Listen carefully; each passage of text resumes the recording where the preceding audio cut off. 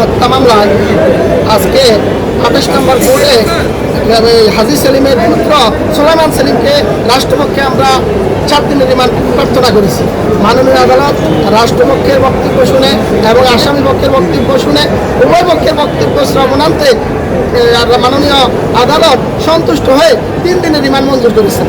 Extreme মশার coil plant fibre দিয়ে তৈরি, তাই সহজে ভাঙে না, সুগন্ধিযুক্ত ও নিরবিচ্ছিন্নভাবে জ্বলে। ডেঙ্গু, চিকুনগুনিয়া বাহিনী সহ যে কোনো মশার বিরুদ্ধে দেয় এক্সট্রিম সুরক্ষা। এটিএন নিউজে আর জুলাই আন্দোলনে আজিমপুরের অবস্থা কেমন ছিল এই মর্মে একটা রিপোর্ট প্রকাশিত হয়েছে। সেই রিপোর্টে দেখা গেছে যে 5 মিনিট 9 সেকেন্ডের ভিডিওতে 1 মিনিট 10 সেকেন্ডে এবং 3 মিনিটের সময় এই সুলাইমান সেলিমকে তার সাঙ্গপাঙ্গদেরকে, তার সঙ্গীদেরকে অস্ত্র দিয়ে বৈষম্য বিরোধী আন্দোলনকারীদের প্রতি আক্রমণ করার নির্দেশ দিতে দেখা গেছে।